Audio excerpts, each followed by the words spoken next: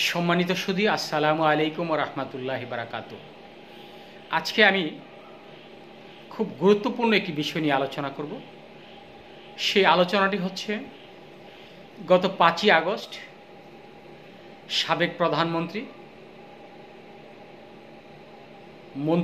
তার মন্ত্রিসভা থেকে পদত্যাগ করে তিনি পালিয়ে ভারতে আশ্রয় নিয়েছেন, আপনারা সবাই জানেন। সেই সংবাদের মাধ্যমে যখন সারা পৃথিবীতে সেটা ছড়িয়ে পড়ল, তখন আমাদের বাংলাদেশের যিনি আওয়ামী লীগের প্রতিদ্বন্দ্বী একটি পার্টি, সেটা হলো বিএনপি, বর্তমানে সবচেয়ে শক্তিশালী একটি দল, জাতীয়তাবাদী দল। এই দলটি অত্যন্ত আনন্দ উল্লসিতভাবে তারা মিছিল মিটিং করেছেন এবং কি ঠিক 2 দিন পরে তারা পল্টন ময়দানে একটি জনসভা করেছিলেন, আপনারা জানেন এবং দেখেছেন। সেখানে লক্ষ লক্ষ জনতা হয়েছে। কিন্তু আমি সেই জনসভাকে নিয়ে একটি নেতিবাচক দিক সম্পর্কে আলোচনা করেছিলাম। সেই দিকটি ছিল যেখানে হাজার হাজার ছাত্র জনতা এবং সাধারণ মানুষ শহীদ হয়েছিলেন। তাদের রক্তের উপর দিয়ে এতটা আনন্দ উল্লাস করার কোনো মানে ছিল না জাতীয়তাবাদী দলের। তারা বিভিন্ন সময় ক্ষমতায় আসার জন্য এই অন্তর্বর্তীকালীন সরকারের প্রধান উপদেষ্টা জনাব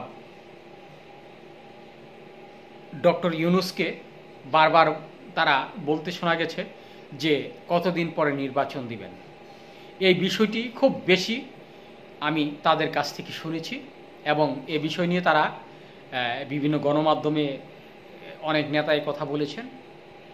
কিন্তু এই অন্তর্বর্তীকালীন সরকারের আজ 11 দিন হতে চলছে। তো আমার মনে হলো যেন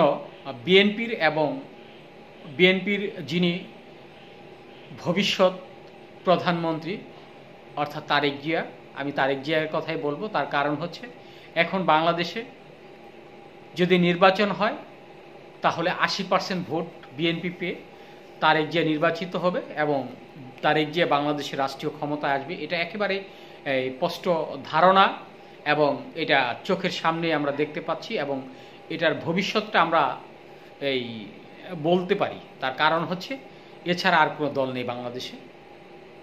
যাই হোক, তারেক জিয়া তার যেই কর্মদক্ষতা এবং জনপ্রিয়তা, জাতীয়তাবাদী দলের যেই সক্ষমতা রয়েছে, সব কিছুই তার মধ্যে আমরা দেখি। তবে মাঝে মাঝে যে কথার যেই উলটপালট, সেটাও আমরা লক্ষ্য করি। একটি প্রবাদ আছে, প্রবাদটি হলো অনেক কথার অনেক দোষ, বুঝে শুনে কথা কোষ। অর্থাৎ এই একজন দায়িত্ববান ব্যক্তি যখন কথা বলবে, অর্থাৎ একজন বিশিষ্ট ব্যক্তি যখন কথা বলবে, তার এই কথাটি সারা পৃথিবীতে আলোচনার একটি কেন্দ্রবিন্দু হবে, এটাই আমরা বিশ্বাস করি এবং এটা যা হয় সেটা আমরা বুঝতে পারি। যাই হোক, তারেক জিয়ার এই অপরিপক্ষ কথাটাকে আমরা প্রথমে সমালোচনা করলেও আজ এই অন্তর্বর্তীকালীন সরকারের যে 11তম দিন চলছে, আজকে এসে আমার মনে হলো যে বিএনপি অঙ্গ সংগঠন এবং তারেক জিয়ার কথার মধ্যে কিছুটা পরিপক্কতা এসেছে। পরিপক্কতা মানে তারেক জিয়া সেটা খুব দৃঢ়ভাবে বুঝতে পেরেছে যে আসলে বিএনপি যদি এখন ক্ষমতায় আসে, সেই ক্ষমতাটাকে তারা টিকিয়ে রাখতে পারবে না, খুব বেশি দিন পারবে না। তার কারণ হচ্ছে বাংলাদেশে যেই পরিমাণ বিদেশের কাছে ঋণ আছে, বাংলাদেশের বিভিন্ন ব্যাংক থেকে যেভাবে লুটপাট হয়েছে, বাংলাদেশের যেই রিজার্ভ সমস্যা দেখা দিয়েছে, ডলারের যে পরিমাণ দাম বেড়েছে, ব্যবসায়ীরা যেভাবে একটি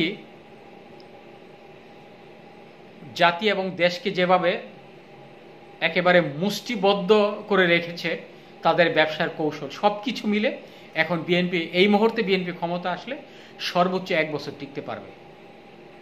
তার কারণ হচ্ছে এই সব কিছু সামাল দেওয়া বিএনপির দ্বারা কখনোই সম্ভব নয়। আপনারা জানেন যে আপনি যদি একটি ঘর চালান, অর্থাৎ আপনার ঘরের যদি আপনি কর্তা হন, সেই সংসারটি চালাতে গেলে আপনাকে আগে ইনকামের একটি সোর্স থাকতে হবে। আর এই ইনকামের সোর্স যদি না থাকে, আর যদি এর পূর্বে যদি আপনার এই ঘরে লক্ষ লক্ষটা ঋণ থাকে, তাহলে আপনি সংসারটা কখনোই চালাতে পারবেন না একেবারে পরিকল্পিতভাবে। আপনাকে সংসার চালাতে হলে অবশ্যই আপনাকে খুব চিন্তা ভাবনা করে এবং আপনার ঘরে কয়জন সদস্য আছে তাদের আয় ব্যয় সব কিছু বুঝে আপনাকে সংসার হাল ধরতে হবে, নতুবা আপনাকে এই সংসার ছেড়ে পালাতে হবে। আর ঠিক এই কাজটি হতো যদি বিএনপি এই ভুলটি করতো যে না, 3 মাসের মধ্যে নির্বাচন দিতে হবে, আমরা নির্বাচন চাই, এটা নিয়ে আন্দোলন করতে যদি করত। তবে বিএনপির একটি সুবুদ্ধি হয়েছে, সেটা আমরা বুঝতে পারছি। তারা এখন যেই কথাটি বলছে যে সংস্কার করে দেশকে সুস্থ করার পর আমরা নির্বাচন চাই। আর এটাই হবে, তার কারণ হচ্ছে ডক্টর ইউনূসের দ্বারাই সম্ভব হবে একটি বাংলাদেশকে সংস্কার করা। এই দেশে প্রতিটা ক্ষেত্র একটি আপনার ভয়ঙ্করভাবে রোগাক্রান্ত, সেটা আপনার প্রশাসন বলেন, ব্যবসা বাণিজ্য বলেন, সংসদ বলেন, সব কিছু মিলে এই পুরো দেশটা একটি ভাইরাসে আক্রান্ত করেছে।